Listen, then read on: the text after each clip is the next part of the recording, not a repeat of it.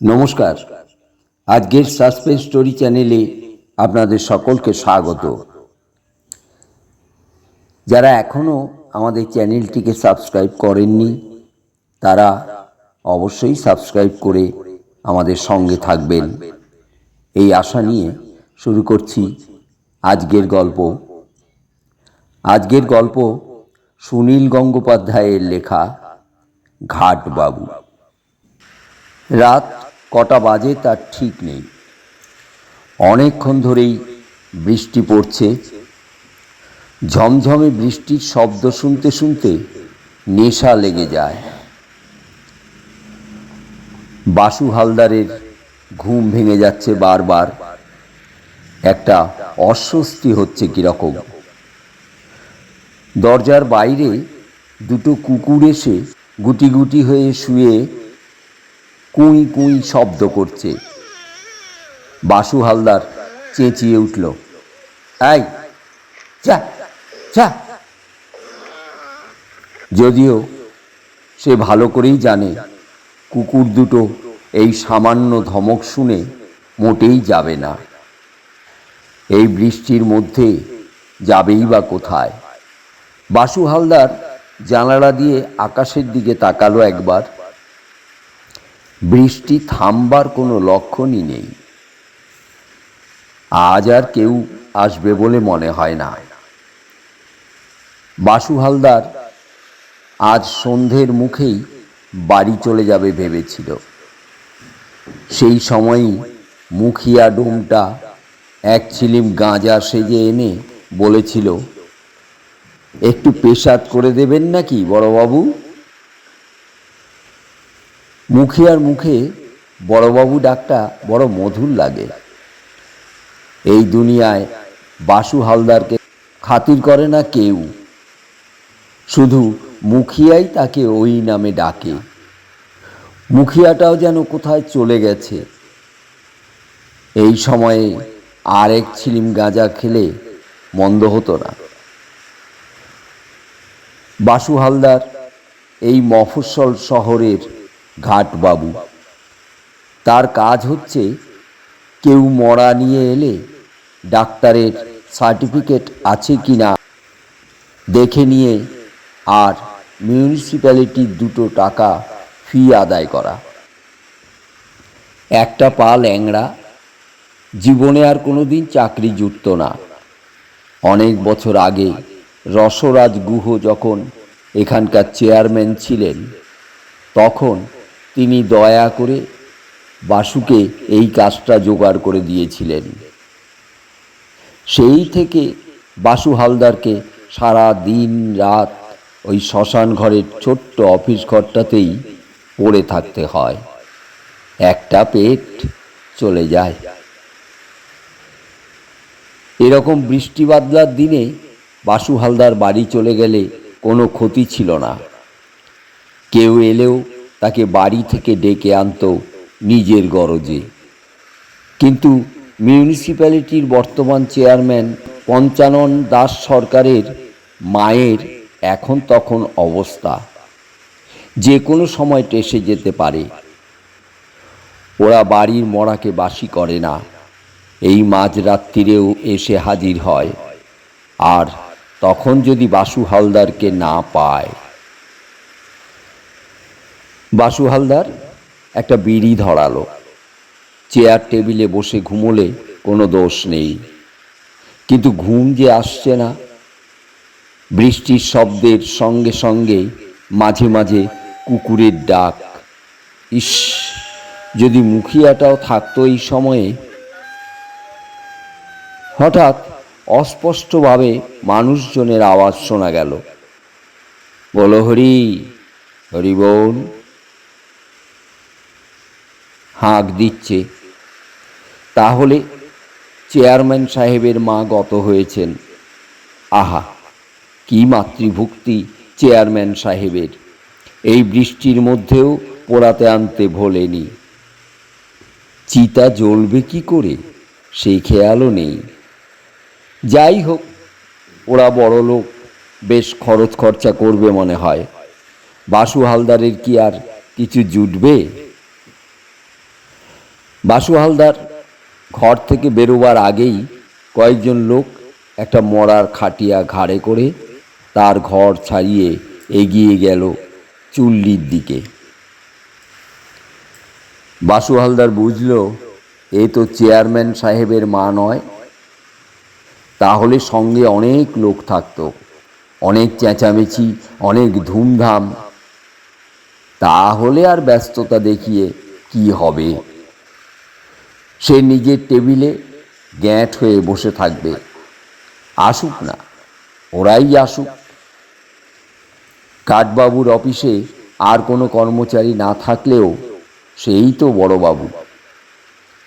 বেশ কিছু সময় কেটে গেল, ওরা কেউ এলো না, আর কোনো সাড়া শব্দও পাওয়া গেল না। কৌতূহলে বাসু হালদার বেরিয়ে এলো। বৃষ্টি অকস্মাৎ ধরে এসেছে, আকাশে গুঁড়ি গুঁড়ি করে পড়ছে, তবে আর বেশিক্ষণ চলবে না বোঝা যায়। কয়েকজন লোক মরার খাটটা একপাশে নামিয়ে রেখে নিজেরাই কাঠ সাজাতে শুরু করেছে। বাসু হালদার একটু চমকে উঠল। তাদের মধ্যে একজন এগিয়ে এসে বলল, ডোম টোম কাউকে দেখছি না, তাই আমরা নিজেরাই ব্যবস্থা করে নিচ্ছি। বাসু হালদার ভুরু কুঁচকে বলল, ব্যবস্থা করে নিচ্ছেন মানে? মরা রেজিস্ট্রি করতে হবে না? মরা রেজিস্ট্রি? সে আবার কি? বাহ, যে কোনো মরা এনেই আপনারা পুড়িয়ে ফেলবেন? এ কি বেওয়ারিশ কারবার নাকি? লোকটি এক মুহূর্ত চিন্তা করে বলল, ঠিক আছে, রেজিস্ট্রি করে নিন। ক টাকা লাগবে? লোকটি জামার পকেট থেকে ফস করে দুখানা 10 টাকার নোট বার করে দিল। অন্য লোকগুলো চুপচাপ দাঁড়িয়ে। বাসু হালদার সবার দিকে একবার চোখ বুলোল। কেউই তার চেনা নয়। এরকম ছোট শহরে এতগুলো অচেনা লোক। বাসু হালদার মুখ ঘুরিয়ে মরার খাটের দিকে তাকালো। একটি যুবতী মেয়ের মুখখানা শুধু দেখা যাচ্ছে। শরীরটা একটা মোটা কম্বল দিয়ে ঢাকা। শ্মশানের ঘাটবাবু দয়া মায়া থাকতে নেই। মরা দেখতে দেখতে চোখ পচে গেছে। বাসু হালদার জিজ্ঞেস করল, কি হয়েছিল? কলেরা। হঠাৎ, মাত্র কয়েক ঘন্টার মধ্যে। আহা! লোকটি খুব দুঃখের ভাব দেখিয়ে ফুঁপিয়ে উঠল। তারপর 10 টাকার নোট দুখানা এগিয়ে দিয়ে বললে, নিন, বৃষ্টি ধরে এসেছে, চটপট কাজ শুরু করে ফেলি।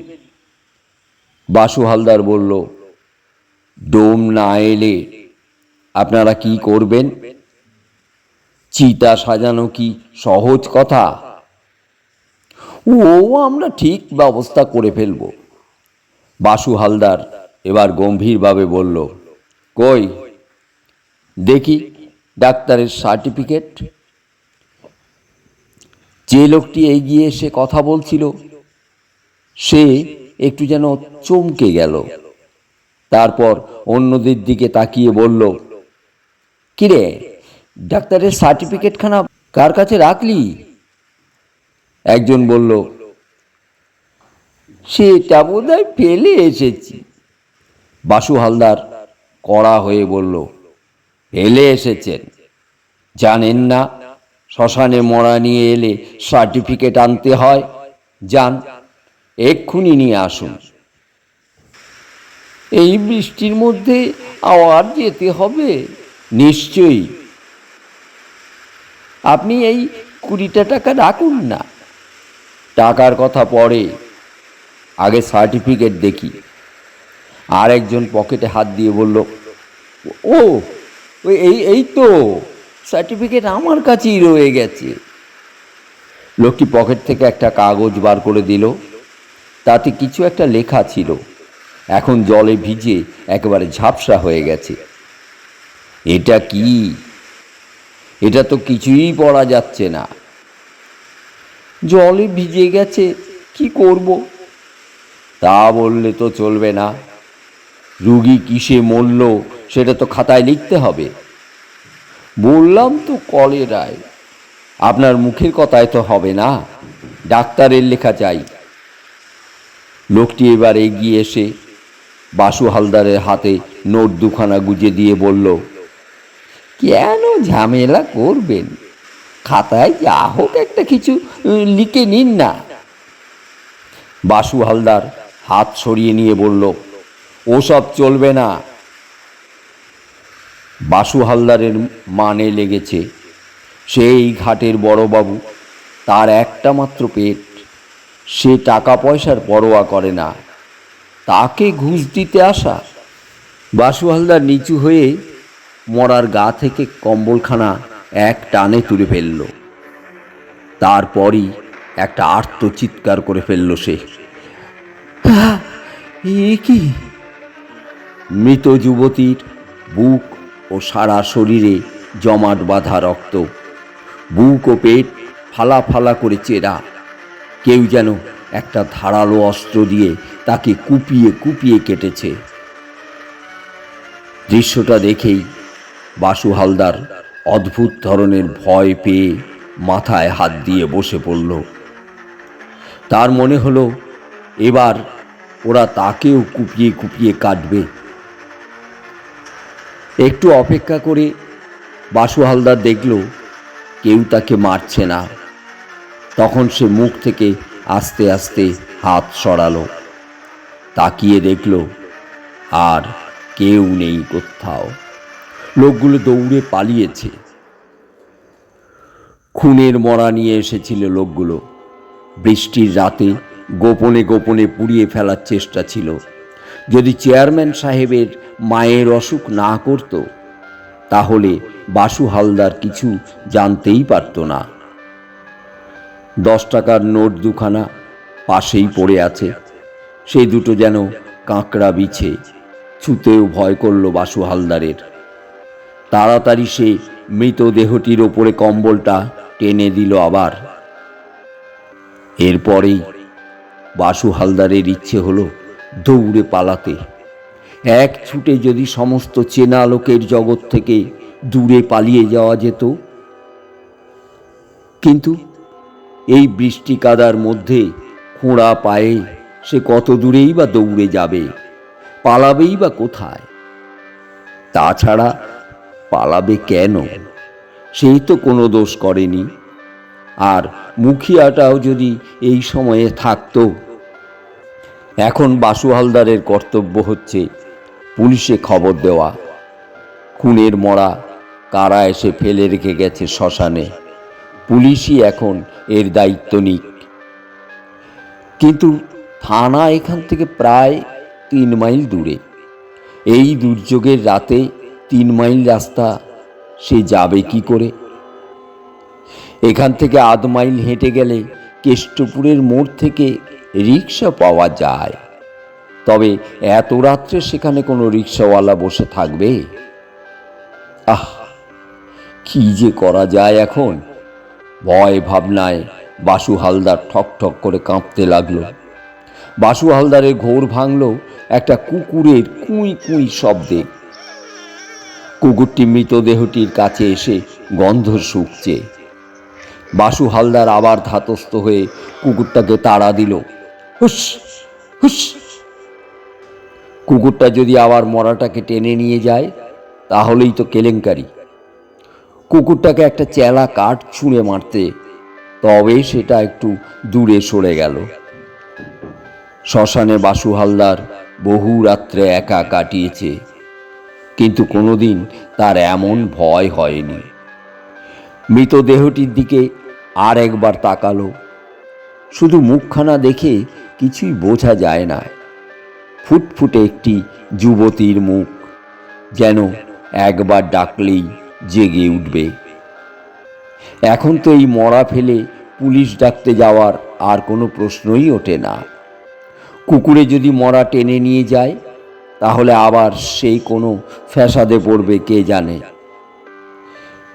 যে লোকগুলো মৃতদেহটি এনেছিল তারা সবাই অচেনা। বাসু হালদার পুলিশকে তাদের হদিশ কিছুই দিতে পারবে না। অন্য কোনো জায়গা থেকে তারা এই খুনের মড়া নিয়ে এসেছে। বাসু হালদার আর দাঁড়াতে পারছে না। আস্তে আস্তে বসে পড়ল মড়াটার খাটিয়ার পাশে। আবার ঝুপঝুপ করে বৃষ্টি পড়তে শুরু করেছে।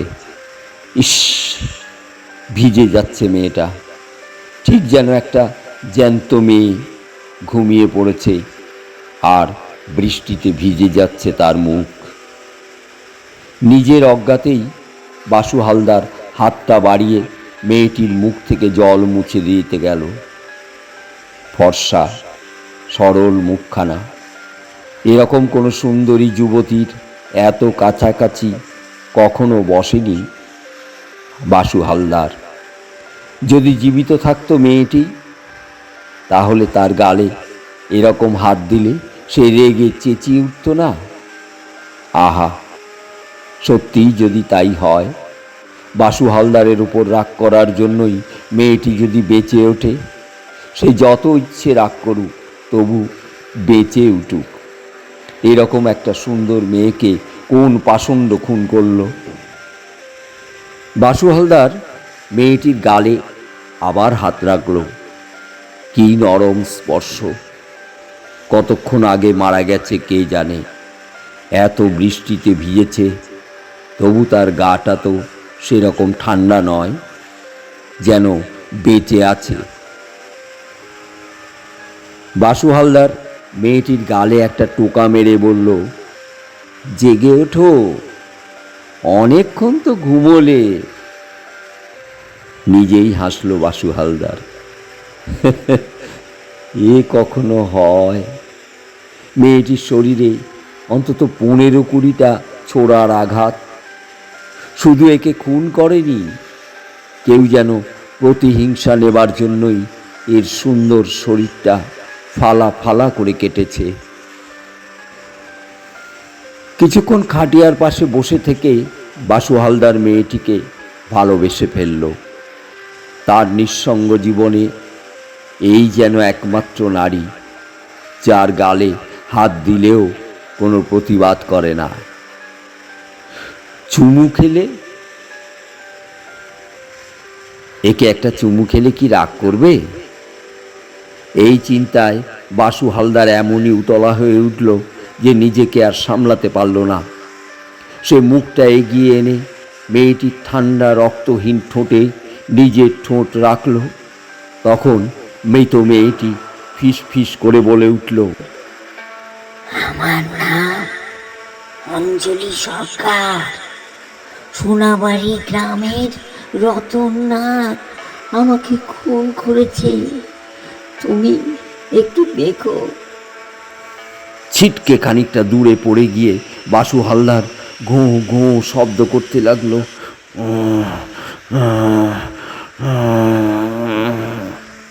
অজ্ঞান হয়ে গেল অবিলম্বেই। পরের দিন বাসু হালদারের জ্ঞান ফিরেছিল দুপুরবেলা। সে অনবরত চিৎকার করছিল, রতন নাগ, সোনাবাড়ির রতন নাগ। পুলিশ রতন নাগকে গ্রেপ্তার করে তাকে দিয়ে স্বীকারোক্তি আদায় করবার পর বাসু হালদার সম্পূর্ণ সুস্থ হয়। এতক্ষণ আপনারা শুনছিলেন সুনীল গঙ্গোপাধ্যায়ের লেখা ঘাট বাবু। গল্পটি আপনাদের কেমন লাগলো অবশ্যই কমেন্টে আমাদের জানাবেন। আমাদের চ্যানেলটিকে লাইক, শেয়ার ও সাবস্ক্রাইব করতে ভুলবেন না। ধন্যবাদ।